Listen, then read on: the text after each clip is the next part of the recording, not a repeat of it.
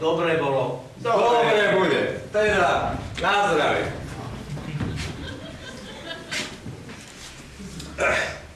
No, ale už dosť. Už by sa mi skoro rozum motal. Také je tuhé.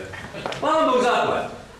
A kamže sa zberáš? No idem trochu do pola pozrieť. No idem ja s tebou. To, keď vy dvaja spolu idete, tak to zajdete svetosvete do krčmy a neprídete pred polnocou. Ale čo? No? Áno, tak si chodte, no, chodte. Poď, kamarát, po literky nezaškodí. Moja reč. Nepí, áno, nepí vodu. Voda ti je len na škodu. Radšej sa ty napí. A ty si dnes rozvídaný. Neureko, tomu tvojmu sa veru nečudujem, ten býva vždy dobrej vôle. Ale môj starý by sa tak rozkolísal. Prosím ťa, jeden s druhým, ale už druhý takýto odomáš nebudeme a preto si aj my dáme. Myslíš? Stvora Božia, veď sa opijeme. Ale nie také tuhé.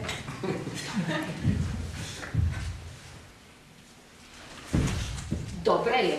No, som dala. Pol kila cukru za 6 školice. Za 5 krajčiarov klinčekov, len aby dobre bolo. No a je, veruje. Na zdravie. Mamka! Čo sa robí? Schovajte ma rýchlo!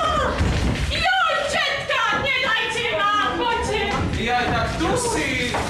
Čo vy máte medzi sebou? Čože sa robí?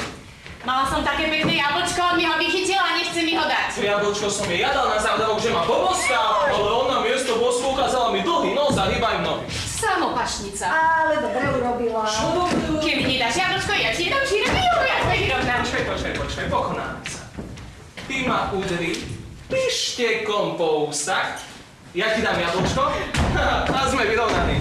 Juj! Šťastná dočka, ktorá dočka, môj milý pani. Ty nedáš jablčko, ja nedám šírený. Juj, nedám! Dáš jej počkaj. Tu máš, no! No počkaj, ty veverica. Oni sú ani deti. Ako by len včera boli zo školy išli. Mladosť, pochabosť. Neboli sme ani my v tom veku inakší. To je pravda. Človek za mladí nejednú šialenosť vykoná, na ktorú sa starobe milo rozpamätúva.